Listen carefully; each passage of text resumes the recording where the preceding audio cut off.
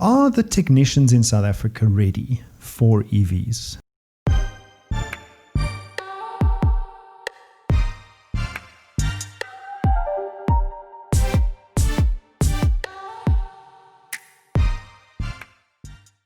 But talking about the dealership infrastructure earlier, Janiko, how does Jaguar see the dealership landscape changing in the future as OEMs potentially go direct to the consumer in the EV world? BMW is an example of changing their franchise model to an agency model, and having done that in South Africa, what does Jaguar see in the future of the dealer landscape? So you're correct. Some of the premium manufacturers have changed their business model, and we followed with interest. It does hold a different advantages. The specialized skill for salesmen, the process, the customer journey. So it has some interesting approaches that is available. JLR is very committed right now to also include digital in our customer journey, Find My Land Rover, Find My Jaguar. So bringing in online purchase and more digital approach to our selling process is something that we are definitely looking at. So are the technicians in South Africa ready for EVs? I'm pretty sure Jaguar has training centers and training processes that the technicians have to go through. But are you finding it difficult to find technicians? And is the ramp up of technicians fast enough, particularly inside Jaguar? So our intention is to upskill our current technician network. A lot of training has gone into electric vehicle training because it is completely different. It's not your normal ICE process that gets enhanced. It was a starting from scratch process.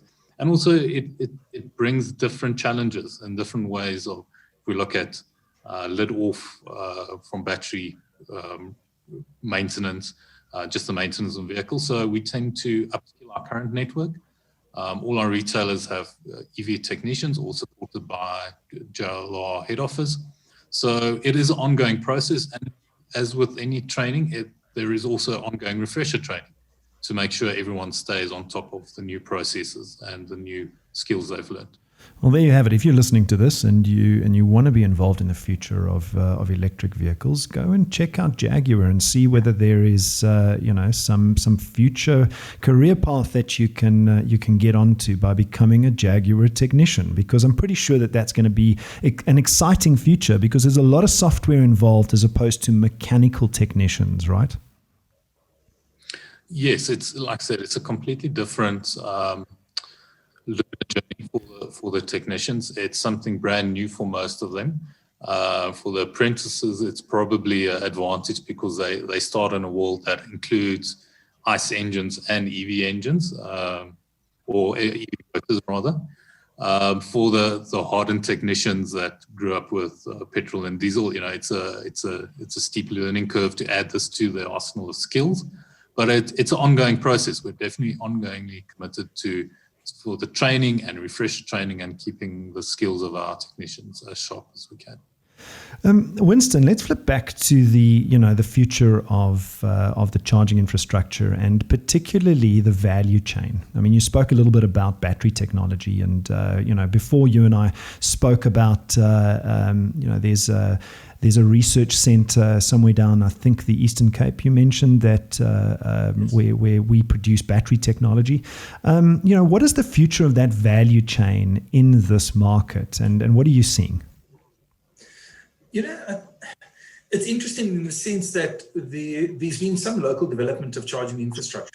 The bigger challenge, though, is that when you start looking at just simply a volume market, if you had built a charger in South Africa and made every single deal, you'd have 250 sales. One company that we're talking to in Europe has done 350,000 sales. Wow.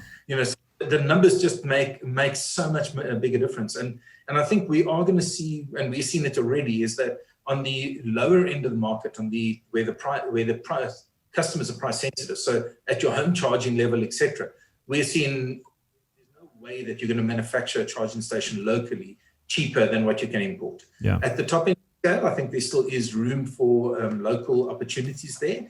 But as we look forward, the technology is jumping forward in leaps and bounds. When we installed a year ago, a 60 kilowatt was the biggest charger in the country. Now we're having discussions with customers about 270 kilowatt chargers. Wow.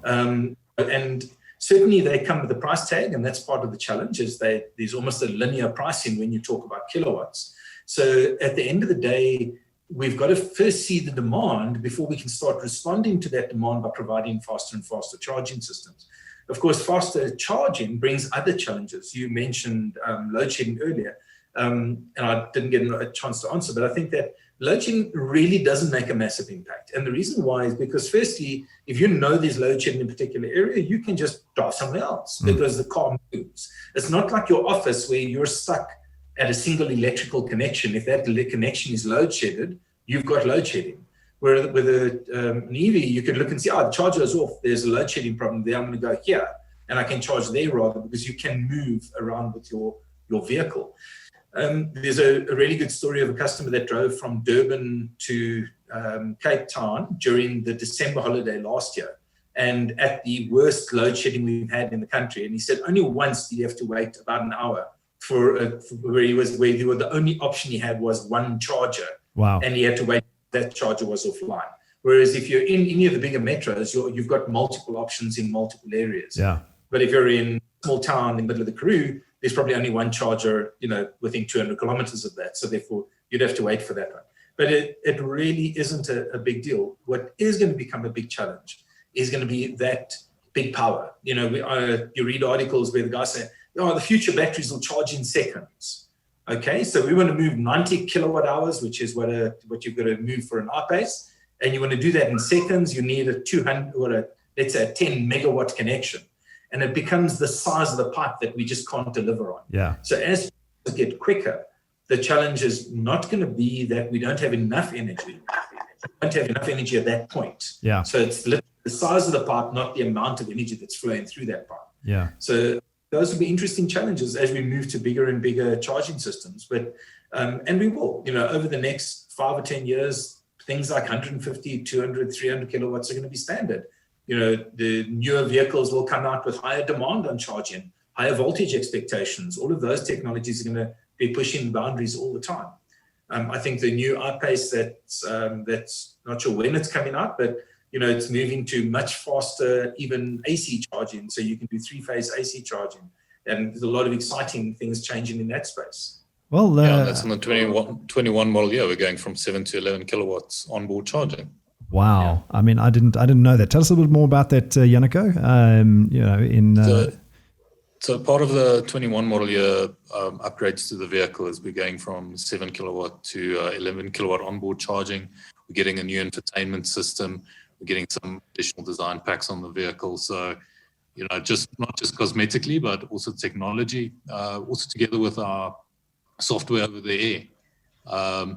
That's a really nice technology that's now available on most of our vehicles where in the past you couldn't upgrade. The infotainment system you got is the infotainment system you got. But now with software, we can update the software of the vehicle, infotainment, and even potentially the range over time.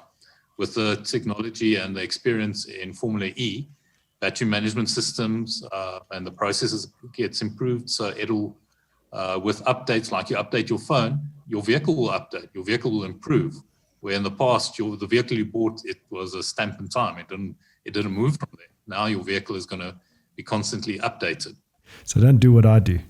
If there's a phone update, I hit update now, and then I lose my phone for a half an hour.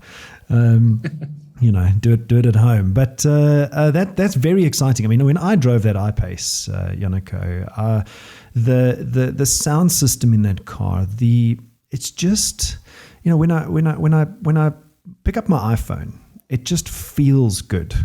And I can say the same thing for that I-Pace. When I get into it, it feels like a quality car. There's everything's in its place. I can reach everything.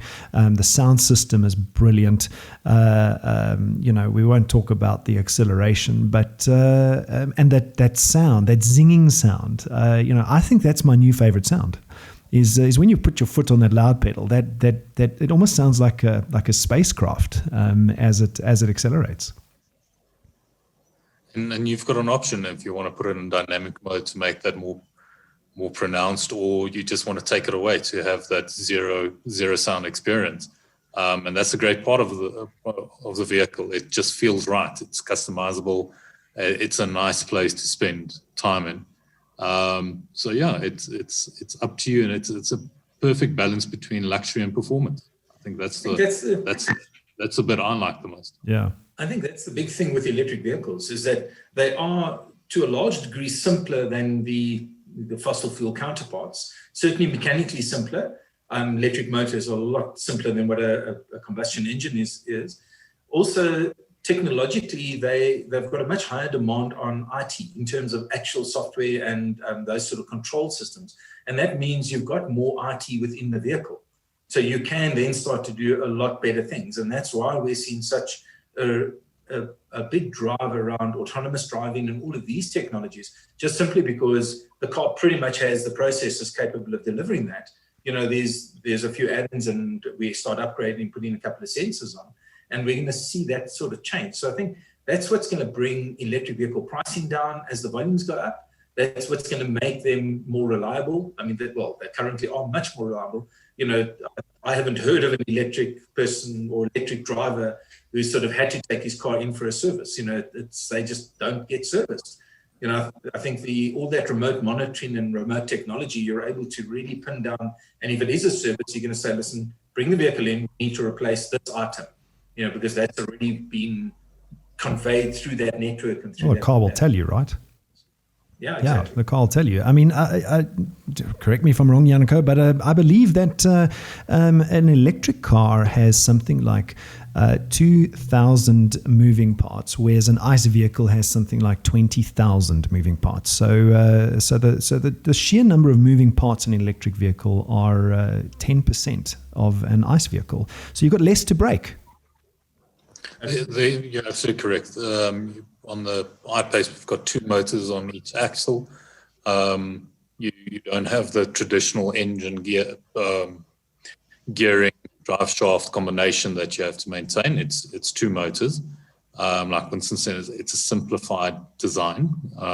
It's a go forward and go backwards to be as simple as it can be. But also it kind of it changes the driving style. That changes the maintenance as well. So you've probably heard about one pedal driving with regenerative braking. You're basically just using the accelerator to move forward, and if you take your foot off, there's automatic. The regeneration starts braking the vehicle, and the actual brake lights go on. So the advantage there is a lot less wear and tear on your brake pad. So you won't be going into a retailer for servicing that often, because the amount of parts that needs to be maintained is a lot less. It's like Winston said and yourself, there's a lot less moving parts in this vehicle, so it's easier to maintain and live with. Well, I mean, one of the things that I had to change in my driving style with the I-Pace was the regenerative braking. You know, the first time you drive an electric vehicle, and I-Pace in this instance, is you take your foot off the accelerator, and the car brakes. And you can feel it brake. It's not like, I mean, it doesn't jump on the brake pedal, but it doesn't coast like an ICE vehicle would coast in neutral, or even an automatic ICE vehicle for that matter. It doesn't coast and use the momentum. It's using that regenerative braking to recharge the battery. It changes your driving style, because you then realize that if you see a traffic light or if you see a stop street coming, you start to lift your foot off the accelerator a lot sooner, and the car begins to brake. And I find that it actually makes you drive a lot smoother than when you drive an ICE vehicle. And a lot of people say it's difficult to get used to, but in reality, within a minute or two, you've adjusted and understand how it works and can work very comfortably.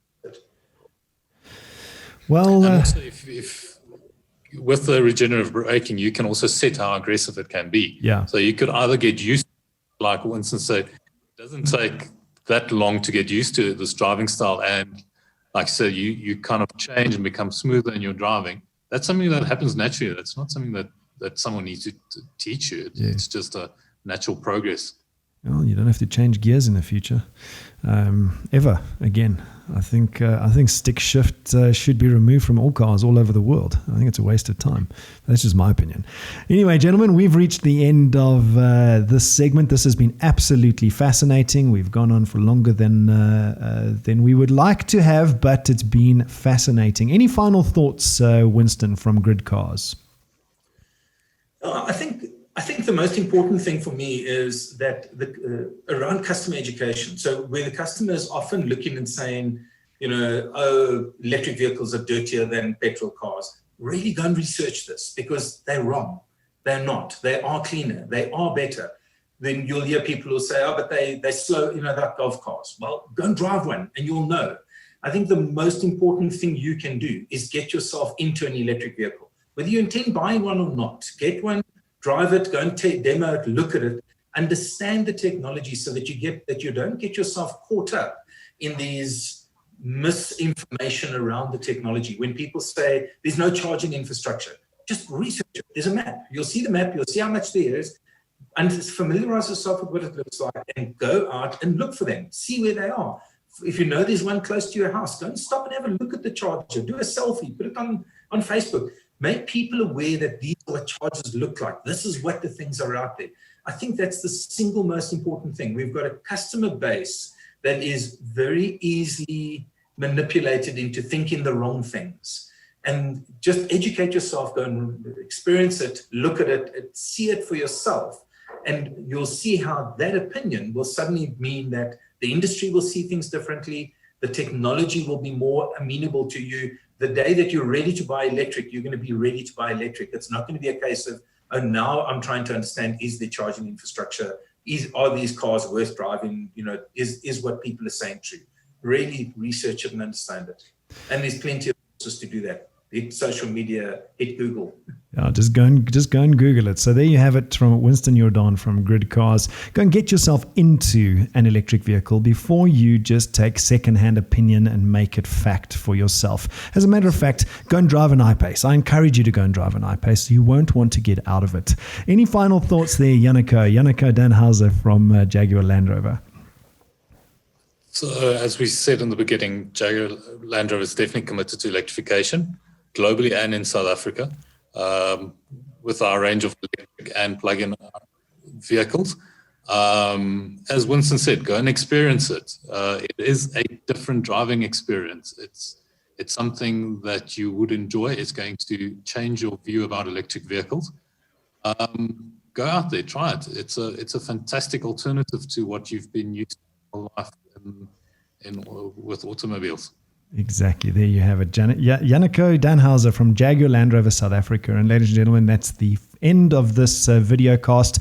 And join us next time, and as we talk through everything automotive related, particularly surrounding the industry. And it's been really fun having these two gentlemen and industry leaders with us today. And we'll see you next time.